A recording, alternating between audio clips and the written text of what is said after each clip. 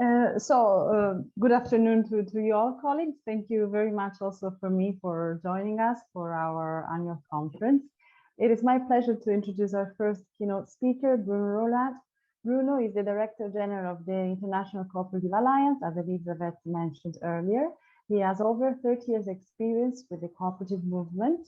Among his various roles and activities, he has been in charge of development projects in the field of cooperatives in China, India, Latin America, and Central Eastern Europe.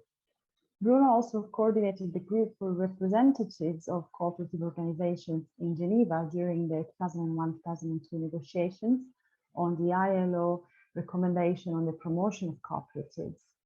We are truly delighted to have Bruno today at our UKSCS conference. In today's lecture, Bruno will address the topic of intercooperation between cooperators and cooperatives by providing a global perspective.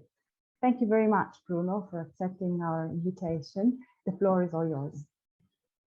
Thank you very much, Francesca, and thanks to the UKSCS and also to all of you who are here today, and I hope not to bore you too much, so I will try to make it as lively and interesting as possible. The topic is a very important one. It's a key one. It's there would not be cooperatives without cooperation among cooperatives. This is what we're going to try to show here today. First of all, I mean, intercooperation between cooperatives is always cooperation between cooperators as well, because cooperatives are by definition associations of persons, by the definition itself. So there are no cooperatives without cooperators. And so these cooperators, they are the basic unit of the cooperative. And that's not me who said it, but Ian Macpherson, who was the coordinator of the last version of the cooperative principles, with the addition of the cooperative values and the definition that were approved, as you know, all of you, in 1995 in Manchester at the ICA Centenary Congress. So the cooperative principles, in the cooperative principle, the concept of cooperation among cooperatives only came about in 1966 at the Vienna Congress. So the first cooperative, let's say, rules or principles started in 1844. And so only more than 120 years later, this concept appears explicitly. But this cooperative principle had already been put in practice much longer before. In fact, it's at the root of the cooperative experience. It started in the UK immediately after the famous Rochdale Rules, later called Principles, in 1844, because we had a cooperative of cooperatives, the Cooperative Wholesale Society, which was established as early as 1863, and that makes it really the oldest cooperative group recorded in history, very early. And 10 years later, in 1873, the UK Cooperative Union was established to represent the interests of cooperatives at the institutional level. So the UK provided not only a first model of cooperative standards with the Rochdale Rules, which became later the cooperative principles, but it also provided a model of cooperation among cooperatives, both at the entrepreneurial level and at the institutional level. So on the one hand with the CWS and with the Cooperative Union. In the early years of the development of cooperatives, so in the 1860s, there started to be a strong interactions between the UK and other European countries. And then this dynamic also extended itself towards other parts of the world, first of all, North America, then Latin America, and then some of the British colonies, in particular India, and then the rest of the world. Many cooperators from other countries visited the Rochdale cooperative and had interactions with British cooperators. And Gillian, who is here present with us, discussed that with me directly. And so she has evidence also, she had evidence of that. But the UK model was not the only one, the only model, because cooperatives emerged in other countries, and in particular in France, with the producers and the workers cooperatives that have historical records even earlier than 1844. And the German cooperatives, in particular in the field of finance, that appear in the 1860s with the Raiffeisen and the Schulz-Delitzsch models. So one of the first manifestations of international cooperation among cooperatives and cooperators took place between a handful of European countries, and in particular UK, France, Germany, and then Switzerland, a few Eastern European countries. These people travel in very difficult circumstances compared to how we travel today. They also corresponded through letters that took weeks to arrive. But they had such a strong motivation that they went to each other's congresses, they started exchanging ideas, and already in 1866, which means 3 decades before the establishment of the ICA, we have evidence for the first time of the idea of having an international cooperative alliance, as argued by a Frenchman called Reclus.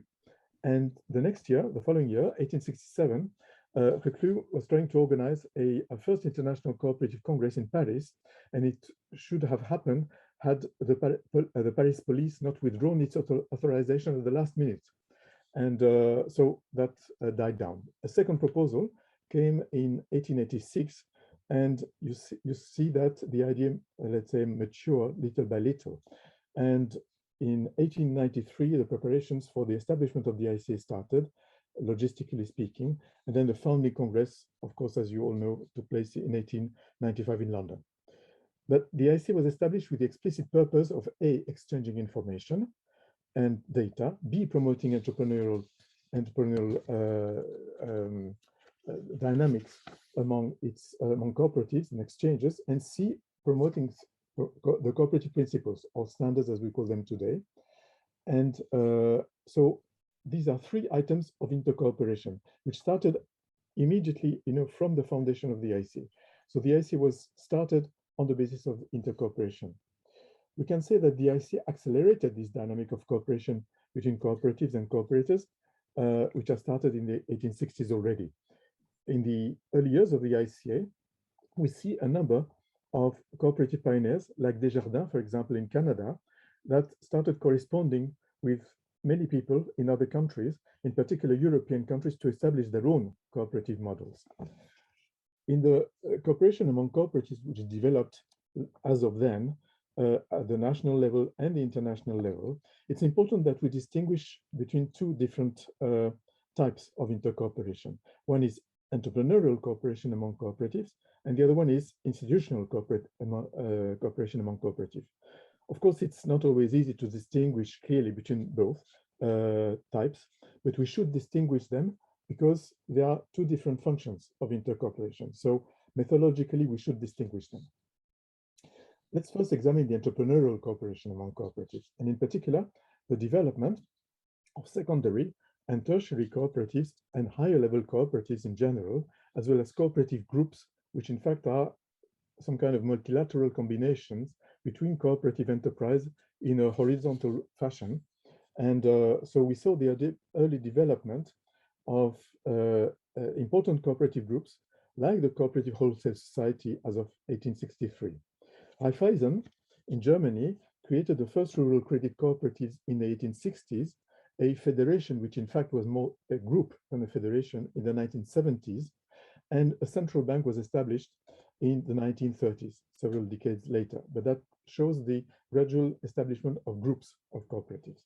Desjardins in Canada established a first cooperative in 1900, a first credit cooperative, and then regional banks in 1920, and a federation in 1932, and then a central bank in 1981. So we see again the evolution, the reinforcement of cooperative groups, little by little. Other cooperative groups in the banking sector emerged in other countries, and in particular in the Netherlands with the Rabobank, which is still a very strong one today, and Crédit Mutuel in 1904, which also is one of the main, not only cooperative banks, but one of the main banks in France today. And both have been established under the model of Raiffeisen in Germany. At the beginning of the 20th century, we see a series of cooperative groups emerging in Italy, in other sectors than finance. And we see, for example, CCPL, which means in Italian, Cooperative Consortium of Worker Cooperatives in Modena, in Emilia-Romagna. It was established in 1904, and it's still alive today. And it served as a model for many other cooperative groups in Italy that developed since the beginning of the 20th century. in particular in agriculture, in industry, in construction, as well as in services and in retail. And is very much at the basis of the development of the Emilia-Romagna region in Italy, which is one today of the most developed regions of Italy. So the cooperatives, and in particular the cooperative groups, have transformed that region, really, have helped transform that Italian region. Also in Italy, beginning in northern Italy, we have seen the gradual development of retail cooperatives, also through a cooperative group, today called Coop Italia, and of social cooperatives many decades later, beginning in the 1980s, actually at the late 1970s, with social cooperatives establishing cooperative groups, again, consortia. And in particular one, which is the most important one, called CGM, which groups thousands of cooperatives and hundreds of thousands of cooperative members and workers. And with all that, cooperatives make up over 8% of the Italian GDP. And it's one of the highest percentages in the industrialized world. And this is in great part due to the development of cooperative groups, so of entrepreneurial cooperation among cooperatives. Then we saw other cooperative groups emerging in the world, in particular in India, with groups like Amul in the milk industry. The dairy farmer cooperative started in Gujarat in India, in fact, in order to protect dairy farmers from usurers. And the group, Amul, was started in 1945 as a secondary cooperative. It now has 1,800 primary cooperatives and 7 million members.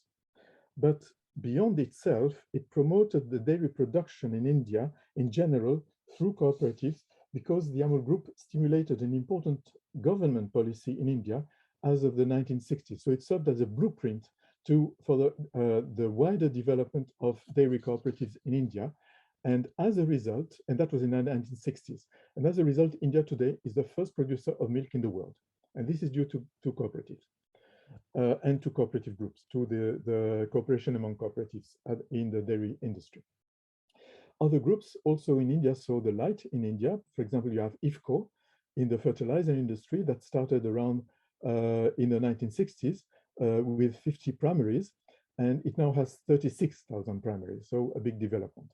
You also had in a totally different sector, Sewa in India among women, but always in Gujarat. Gujarat is indeed a kind of incubator of cooperatives and cooperative groups. That's very interesting. Among poor women, and it also developed a trade union, but it also has a kind of cooperative group in Gujarat.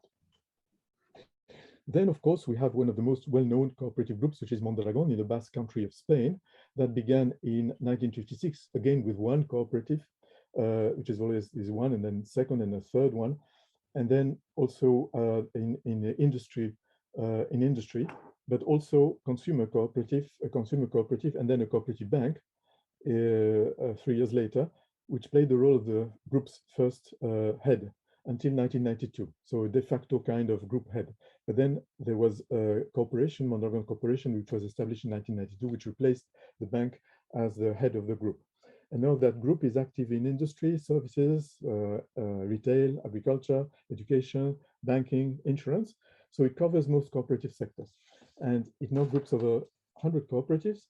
It has a turnover of 12 billion euros.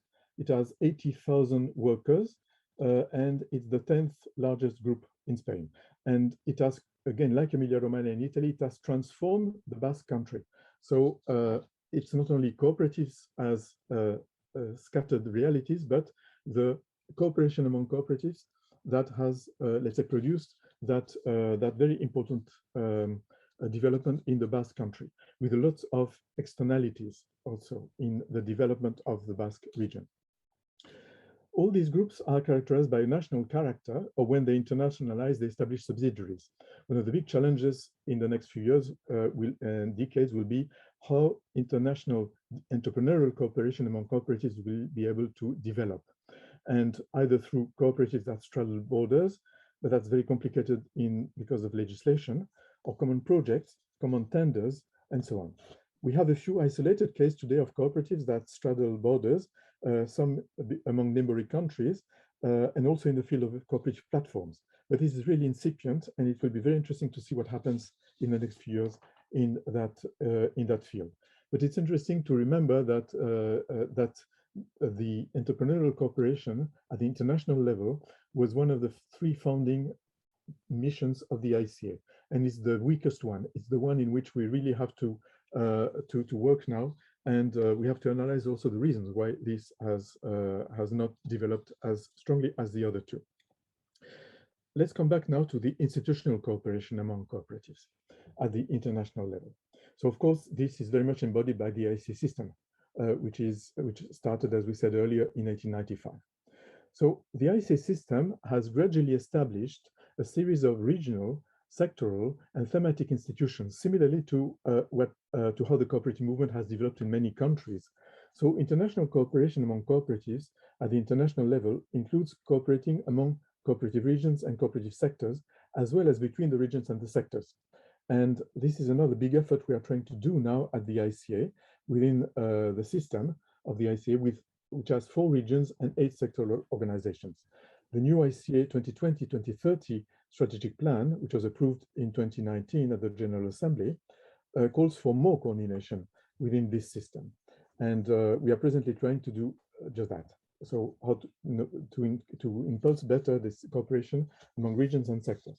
We have established a regional sectoral working group with the directors of these institutions and subgroups in the field of membership services and in the field of communication. And we are now establishing a third subgroup on policy and legislation. Then we have also in the ICA system, the thematic committees on gender, youth, research, legislation, and development. And through these themes, we are also trying to develop the cooperative movement and intercooperation. I just mentioned development.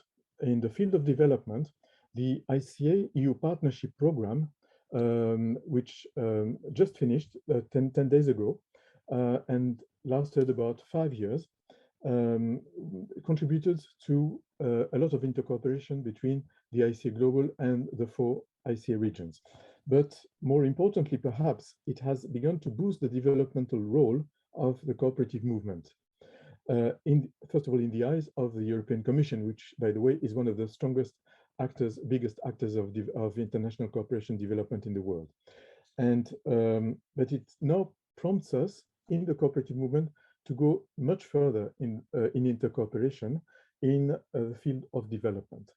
We are now trying to work for the establishment of a second program as of next year, a multi-annual program with the European Commission. But here we foresee that we need to work more on development per se, on the externalities within the grid of the SDGs, which are a very convenient grid. In fact, it's a methodological grid which is useful, but we still have a very long way to go to do that. And we think that there are a number of externalities that we have to start working on calculating, also working more on statistics and research in terms of employment, reinvestment in the communities, knowledge sharing, and contribution to the environment and climate action, but also infrastructure. So many cooperatives create roads, hospitals, schools, and even harbors in some communities. How do we calculate that? How do we quantify that? How do we, let's say, advocate this contribution of cooperatives to the development of the communities and of the world in general?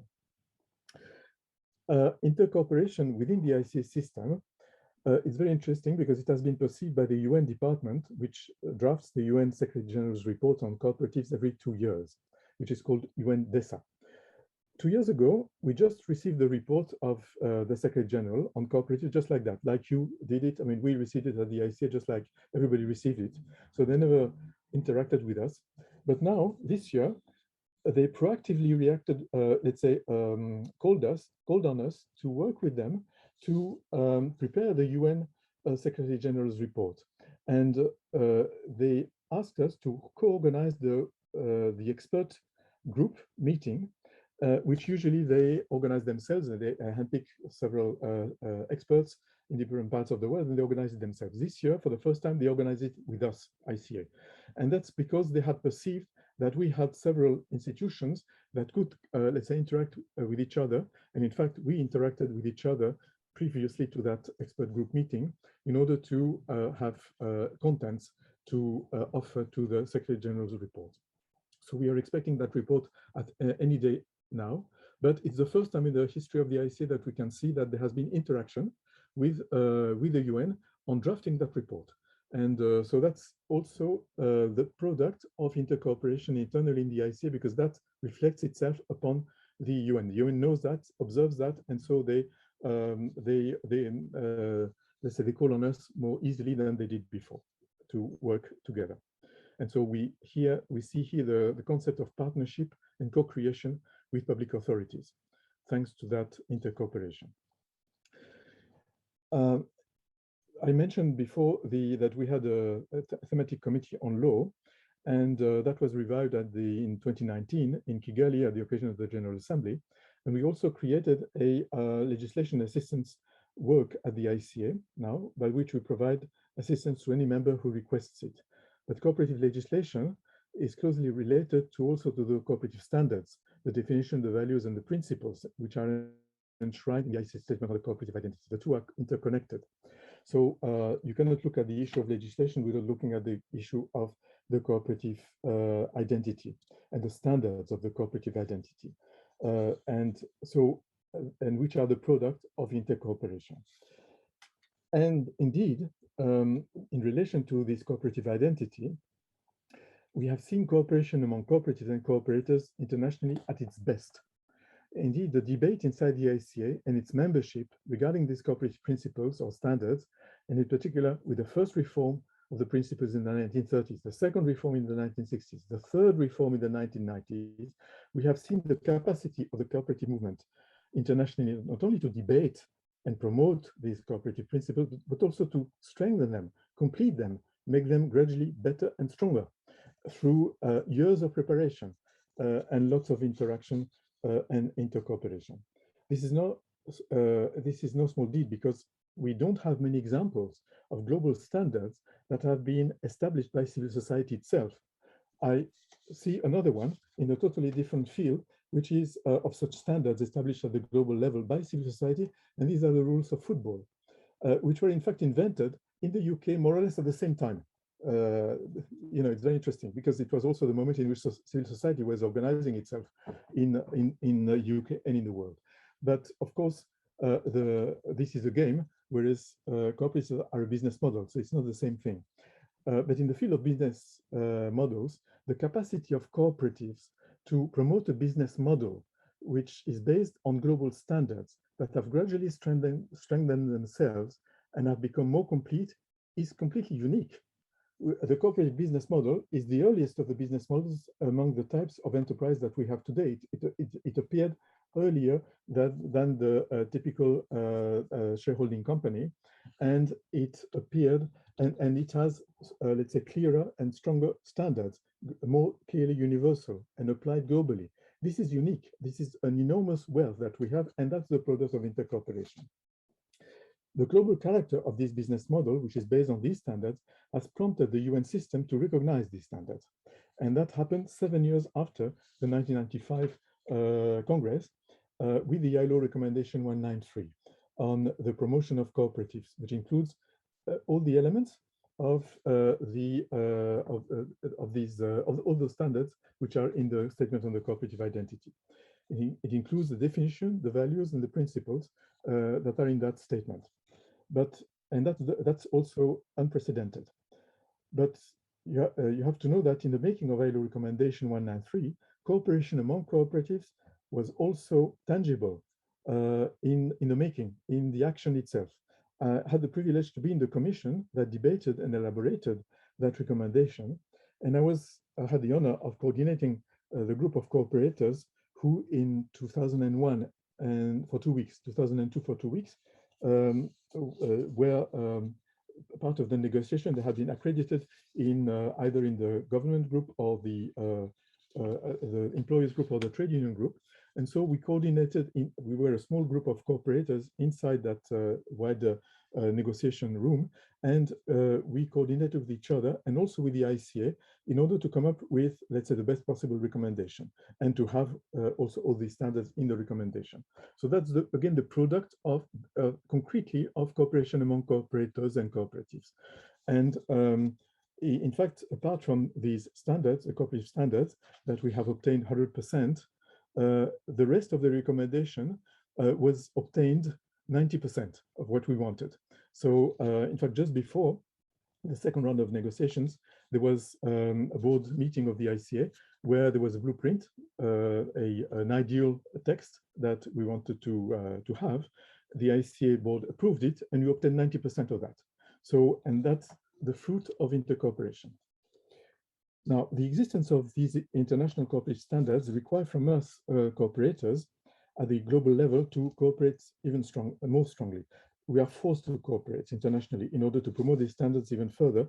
And because without these standards, the cooperative would disappear. There would be like, there would be like some kind of phenomenological concept like the social enterprises, but not like a reality enshrined in legislation in so many countries of the world. So we have to cooperate more in order to further promote legislation in coherence with these standards. And it also forces us to revisit the cooperative standards and the cooperative identity. And this is what we are about to do with the 33rd World Cooperative Congress in a few months' time, between the 1st and the 3rd of December in Seoul and online. So it will be also accessible online, both live and in streaming functions. And it will also have a chat function. So the Congress will be completely hybrid. It will analyze the cooperative identity from an array of angles, and we will try to deepen the understanding of this identity in the light of today's COVID and hopefully post-COVID society very soon. It will be preceded by two conferences, preparatory conferences, one of law and one on research, and it will be followed by government institutions that focus on that and promote cooperatives.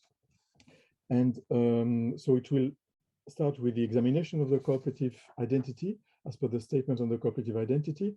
It will then be more business focused, trying to show how the cooperative identity can provide cooperatives with a strong cooperative advantage in terms of business, in terms of competition, so taking it as a competitive advantage instead of looking at it as a competitive handicap.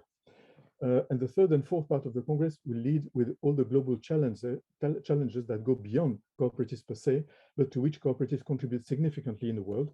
And we are called to contribute even more: development, the environment, communities, peace, equality, resilience to global crises, employment, health, energy. And we will try to show why these contributions are directly connected to the cooperative identity per se, to that cooperative business model. So the Congress has been designed as a point of departure rather than a point of arrival. It's foreseen that there will be a follow-on debate after the Congress in the cooperative movement on how to better understand and use the cooperative identity for the growth of the cooperative movement in the world and its contribution to the global challenges I just mentioned. So it should be another new chapter in international cooperation among cooperatives. So there's a lot of work to do, including in your field, in the field of research. And I think there will be a lot of opportunities to cooperate together, including in the field of research and in the field of education also, in the further development of the cooperative movement through intercooperation. Thank you so much for your attention. Thank you very much, Bruno, for this very insightful, thought-provoking talk. Lots of points to discuss, and I'm sure colleagues have lots to like to say. In fact, I see lots of hands up already. So I don't want to delay this. I'm going to hand over to Elizabeth, who will coordinate, moderate the Q&A session. Thank you again, Bruno. A really fantastic opening to our conference. Yeah, thank you very much. So we have one question or comment by Ian.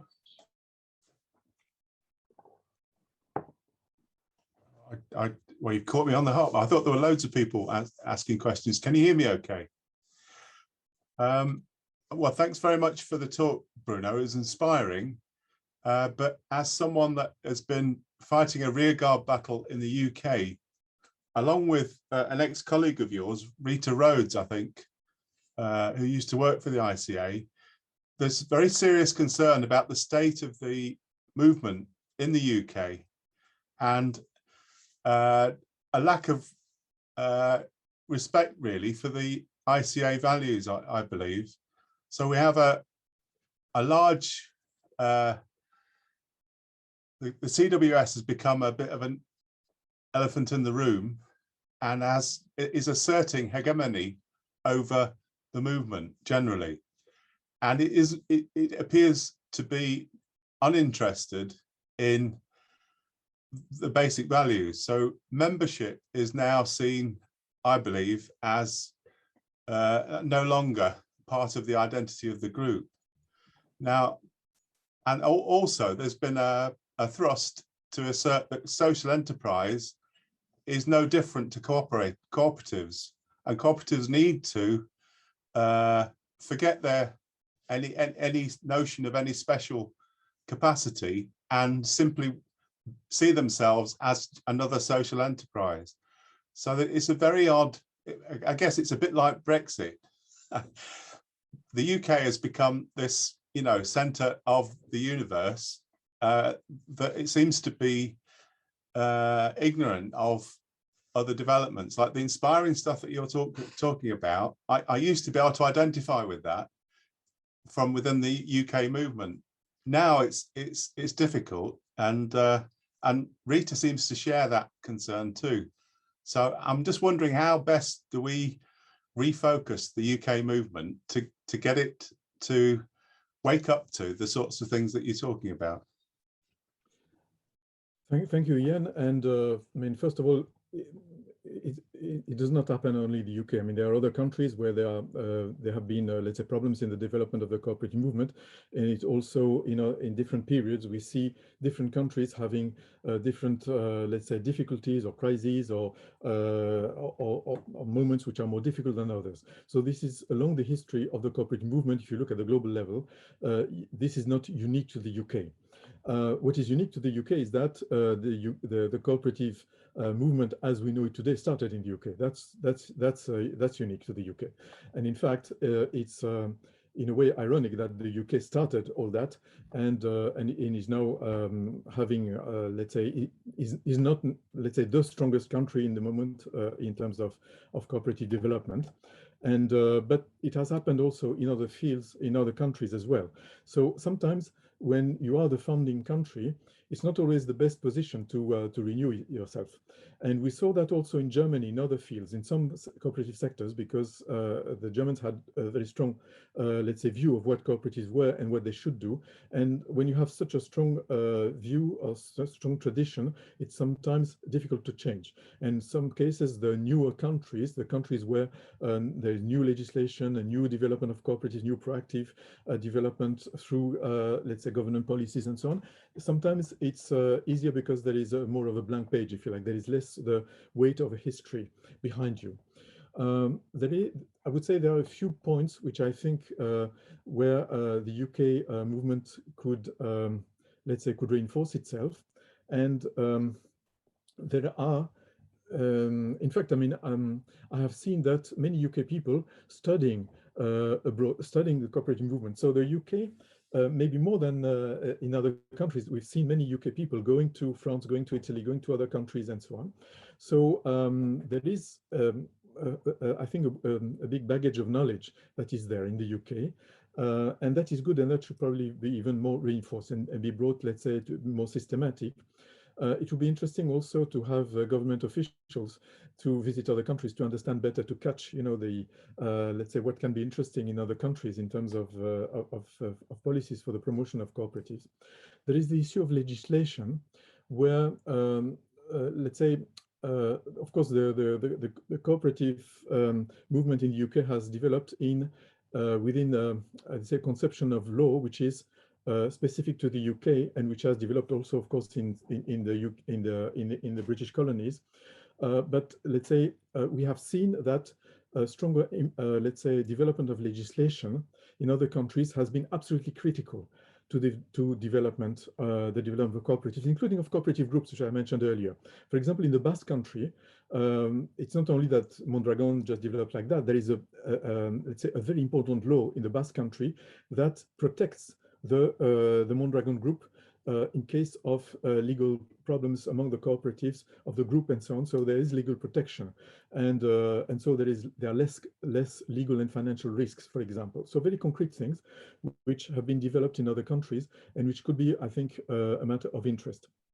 Another thing which has been, I think, very useful in some countries, and that's not only the UK, I mean, it should be, let's say, it's something very interesting for most countries of the world, is the German and the French experience in terms of social audits, in terms of how you audit the cooperatives, in terms of governance.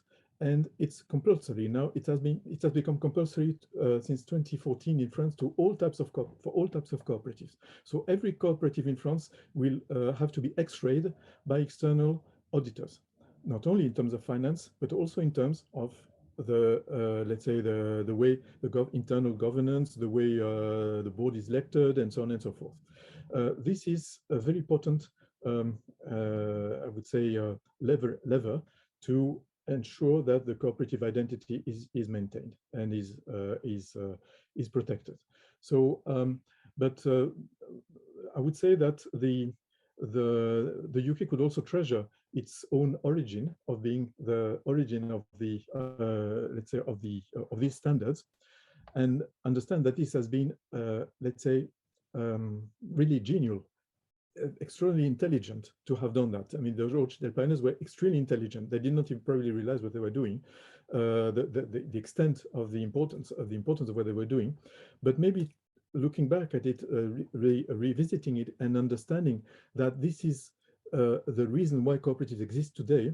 So even though even when a cooperative doesn't care about it, it has that dividend, if you like. It lives off that kind of dividend, because that is a kind of treasure that has been built, and every cooperative in the world benefits from that treasure, whether it likes it or not, whether it wants to respect those standards or not. It still lives off, let's say, this treasure. So I think that this awareness raising should be important to be developed, maybe, but I repeat, the cooperative movement is a big part of humanity, and of course you have everything in it. You have 1/5 of humanity more or less in the cooperative movement, so of course you have anything in it. Of course you have the best and the worst, of course. Yeah. Thank you very much. I think Rory was the next. Yeah, and there's somebody who wants to ask a question, who put it in chat.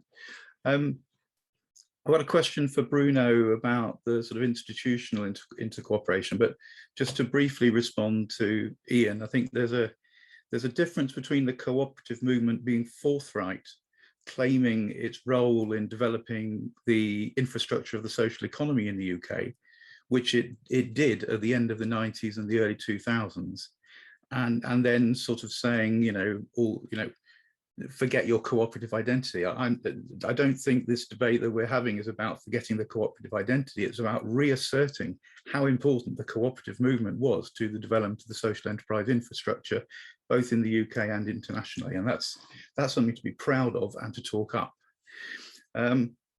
Bruno, I've been reading a draft of a PhD by somebody from the ILO, looking at cooperation in Africa. And he distinguishes between what he calls a French model and a British model in terms of the interaction between the cooperative movement and the state. So in the French model, there's a closer relationship between the cooperative movement and the state, but also the danger that the state will become a dominant player in that relationship. And a British history where he argues that British administrations were more inclined to devolve or leave the development to the cooperative sector. I'm just wondering if those two models resonate with what you see in institutional cooperative development, and whether there's anything from Asia or South America that would add to those or challenge those two. It's a sort of simplistic dichotomy. Well, it's true that, let's say, schematically, that dichotomy exists. But I think this is a bit, it has become a bit simplistic today, because I mean, now the countries in the European Union in particular, but also let's say in Europe in general and in the Western world in particular, are all, let's say, under some kind of policies, of economic policies and enterprise policies, which actually predetermines the attitude and the policies of governments towards cooperatives. So that may have been true, I would say, 20 years ago in France, and with, as you said, sometimes a heavy hand behind it. And but strangely enough, in France, I mean, it's on the one hand, you can have that strong hand still, like you have people in the corporate movement that comes from public administration, for example, that exists. But then that doesn't mean that the state itself will be really promoting cooperatives as it did once, you know. So you have to distinguish between maybe I would say the heavy hand in terms of, you know, having in terms of human resources, in terms of people trying to interfere sometimes, and to also and as I said, the passage between people in the government to the corporate movement and vice versa. That's one thing. But the other thing is, does the French state, or any other the states along that model for that matter, does it really promote cooperatives? And I think that it promotes them less and less, not only because of France, but because of the European Union. And in fact, you have to consider that in the European Union, that's maybe an argument for the Brexiters, I don't know, but the United States would not be eligible to enter the European Union if it could, because it is too protectionist, including towards cooperatives. So you know, all the debate on state aid, on the tenders, and so on. You know, I mean, cooperatives are much better protected in the US in these fields than in the European Union. So in Europe, we have also that impact of the European Union model. Whether it will change with the post-COVID world, I don't know. But so far, we see the tendency now around the world, I would say, including in Latin America, everywhere, you know, towards more liberal policies, and towards also contradictions between the cooperative law on the one hand and taxation, for example. So we have to come all the time and say, no, but what you want to do now to cooperatives is not in compliance with the cooperative legislation. So there are contradictions, but the pressure arrives, you know, everywhere, you know, to sort of level cooperatives downwards in terms of policies, in particular in the field of taxation. That's one of the most important fields in which we have to battle now in the world. Thank you. I think Nicola has a question. I don't know whether she wants to ask the question herself. Thank you so much. Yes. So I'd like to ask, I'm from South Africa. I certainly don't represent the entire African continent, nor the entirety of the global South.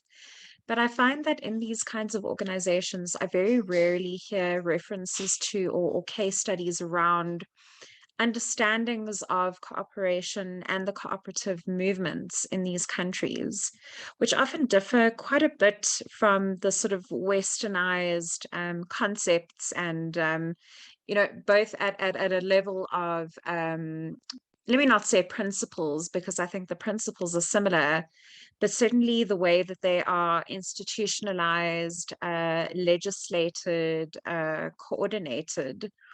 I'd love to find out if there are some exceptions to this. Who is talking about this? Right. Well, first of all, we at the ICA level, we are very much dependent upon the way cooperatives are organized in the various countries. In your country, for example, South Africa, you have a fledgling cooperative organization. So it's a startup. It has started a few years ago. It's still very weak. So it's difficult also to, let's say, to mirror the development of cooperatives in South Africa when we don't have that relay at the national level. That's one thing. The second thing is the weakness, to the relative weakness of our own system. So ICA Africa is a weak organization. It is trying to survive. It's not easy. Our membership fees are very low. So we try to survive, all of us, And even at the ICA, we can't manage to make both ends meet just by the membership fees. So we have to invent ourselves ways and means to earn money. And so that's not the best situation also to work and to be able to, so we will need much more resources, if you like, to be able to do what you are saying, to be able to better, let's say, report on let's say on what countries are doing around the world in all in the fields that you mentioned. I think that also the work on development that we are beginning to do in a fledgling way, and we hope to do it through a second program, can be useful because in this regard, because then we can mobilize better actors in particular in developing countries, but not only, around that issue of the externalities and what the cooperative gives to the countries, because that will be also an enormous lobbying argument to including to the national federations, because it's not only to develop the nice little cooperatives, but it will be about, you know, developing the country per se. So and that is something that most public authorities don't realize. So in order to this awareness to come, we need to do much more work, but I think that this effort to work on development, the SDGs and the externalities, if we manage to do it well, is going to be one let's say channel through which what you are saying could be let's say could be let's say realized better. Merci, Bruno. I will be talking about this in quite a bit of detail in the session that I'm presenting in on Saturday. So if anyone is interested in that conversation, there'll be some more information from my perspective.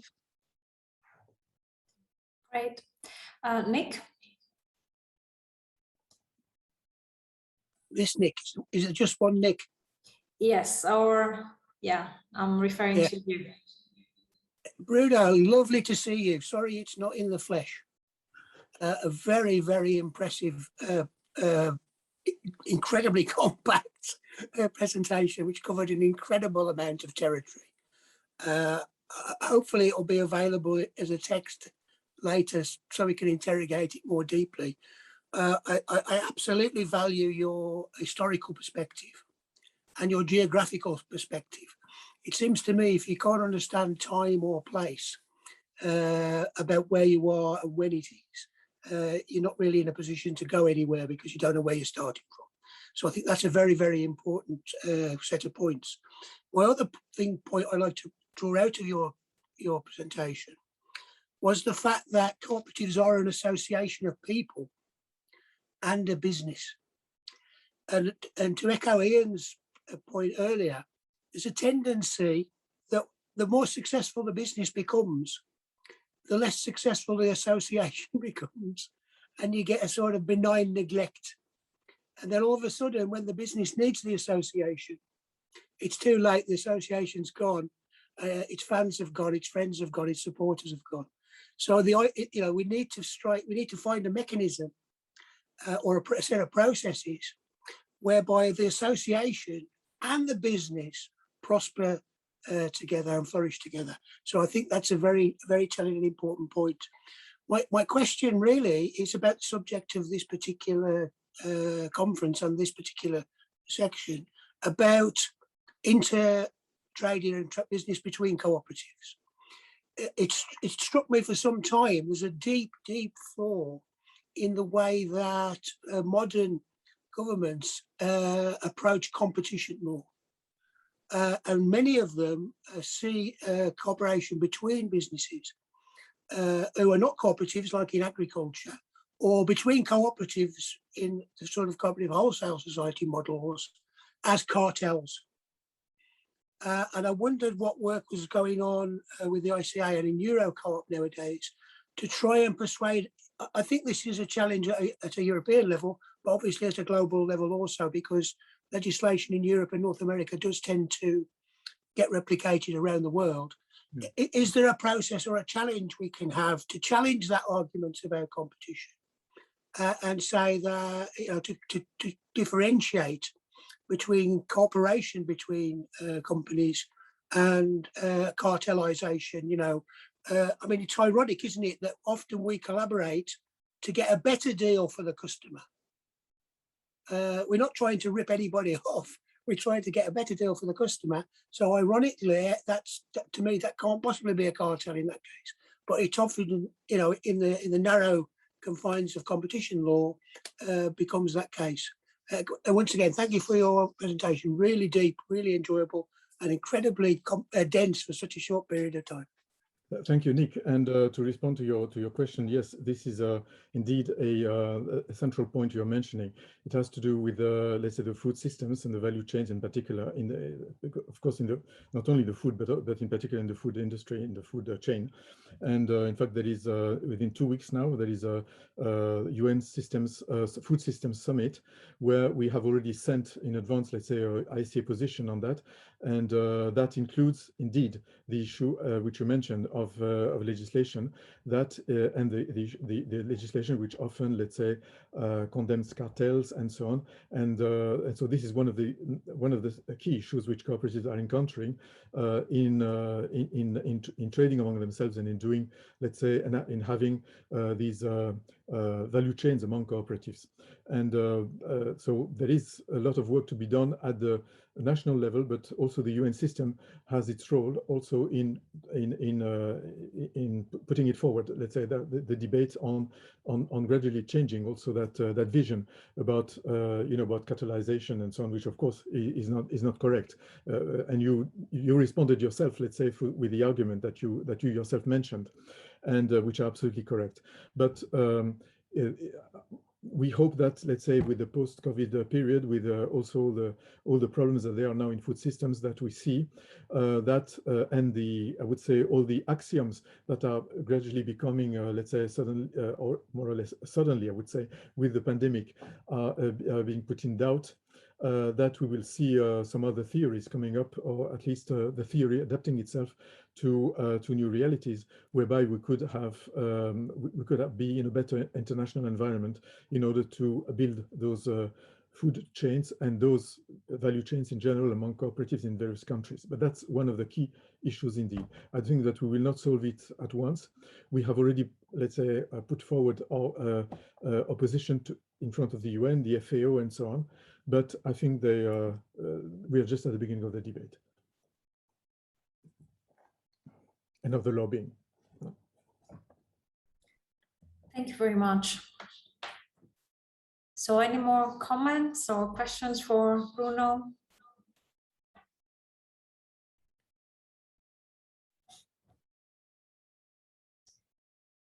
You can raise your hand or post your question on the chat box.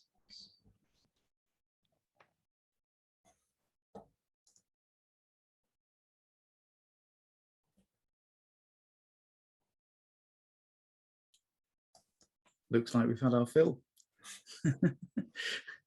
Ian's got his hand up. Yep, Ian. I just wonder whether Bruno can help Rory and I untangle this discussion that we're having about the social economy. I attended the 2019 COP conference in Manchester and was inspired by the history of the European movement, worker co-op movement, and its close involvement with the development of the social economy. And it was, I was aghast that I was aware of the social economy in the late 90s, but it disappeared. And so I see it as a development of the worker co-op movement in Europe, a very great one. And it's one that we missed. I think it's been a strategic problem in the UK that we didn't follow that social economy development in Europe. So is that a reasonable reflection of progress? Yeah, first of all, it's not only in the UK, but also in the European level, the cooperative movement has not properly, in the recent years, in the most recent years, let's say, follow up that debate. Instead, COP has done it indeed, but let's say the wider European cooperative movement instead has not, and that's a shame. In fact, I was the Secretary General of COP before. Until I took this job now in 2018, and so I've been following up that issue of the social economy very closely. COP was at the root of Social Economy Europe. So Social Economy Europe which is now is the representative body for the social economy in Europe, was established by CECOP in the year 2000. And before that, CECOP had worked this social economy concept very strongly in interaction with the European Commission, the European Parliament, and the European Council, and the European Economic and Social Committee. So I've been very much working on that. There were big conferences organized in 2002 in Prague, then 2004 in Krakow, organized by CECOP. So where we had ministers and lots of people, 1,500 people in Krakow. So that was a big development at that time. Then the European Commission backtracked a little bit on that concept in order to develop rather the social enterprise concept, which is quite different. In fact, it's at least in the European Union's let's say definition, which is more based on the immediate social goods that you give.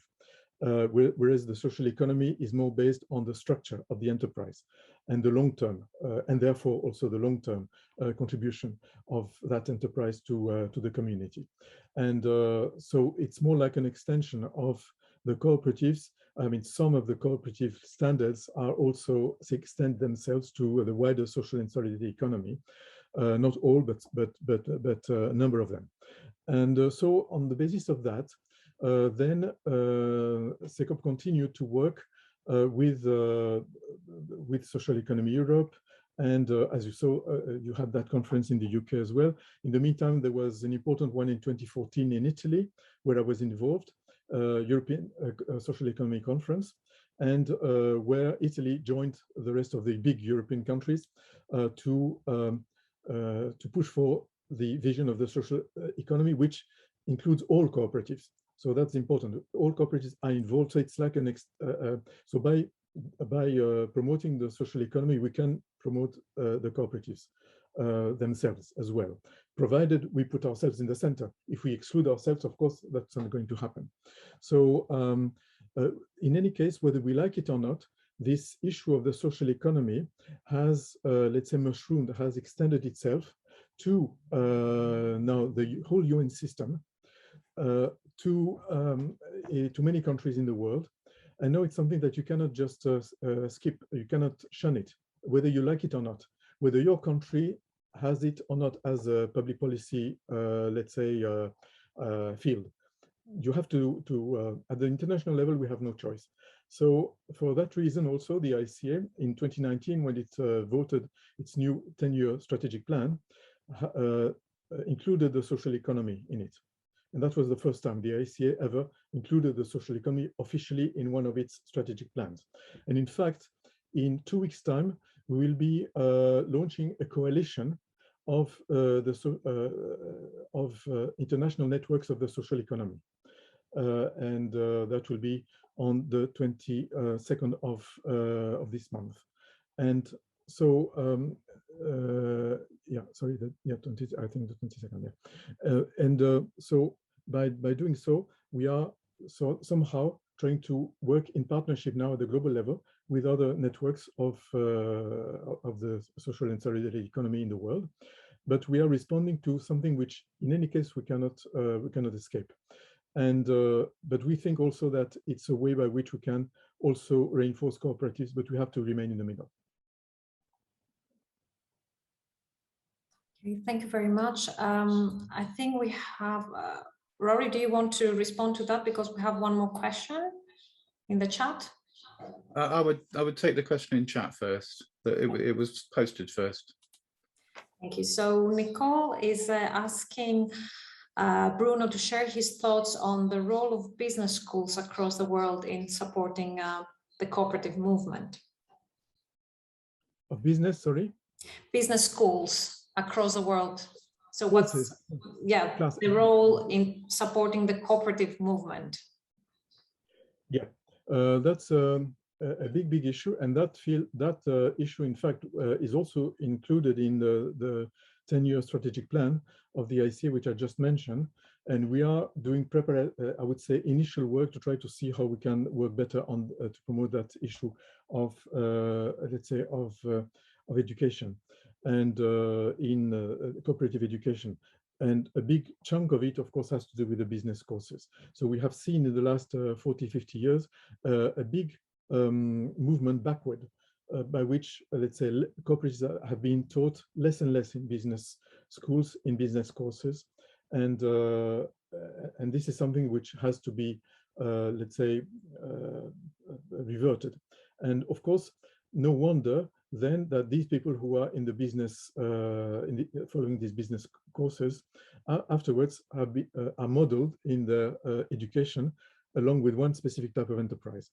And what we see in the world now with the uniformization, let's say what we have seen over the last few years, uniformization of the ideas about the enterprises, has to do also with how business courses are taught. And we have exceptions. There are things that are coming up in a number of countries now with where cooperatives are starting to be taught in some business faculties or business institutions, business teaching institutions around the world. This is still more the exception than the rule, but it's coming. So I think that also it has to do with the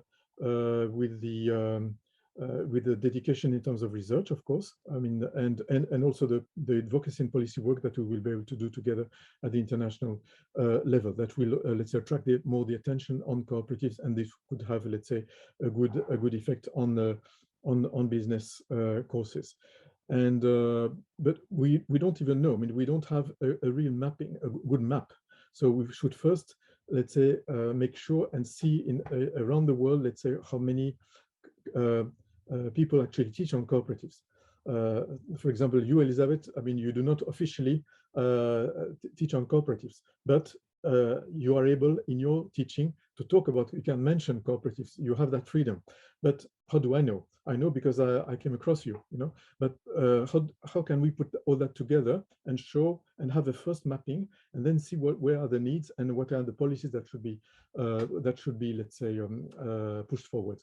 So we have a basic, let's say, deficit of knowledge in the first place, but this is one of the things that we are trying to start building up for the next few years. Thank you very much. And I think final question or comment by Rory. Yeah, I thought it might be helpful. It's very interesting that the ICA is now formally included intercooperation in the social economy. I can understand. I mean, I've experienced firsthand the resistance to worker control in different parts of the cooperative movement. So I've always seen the social economy as an outcrop of worker co-ops, which Ian says. But that's also why social enterprise started in the UK, because at the time, the worker cooperators had no representation within the co-op movement within the UK. So they created an alternative institution in order to increase their voice.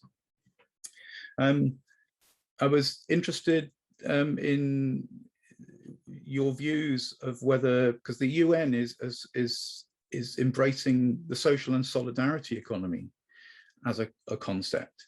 And certainly in academic circles, the solidarity economy places co-ops, I think, more centrally, but is also more inclusive of a variety of cooperative forms than the social economy, which is more oriented towards worker control. So just wondered what your take on the UN position is on the social solidarity economy in relation to its importance to the ICA strategy to engage the concepts.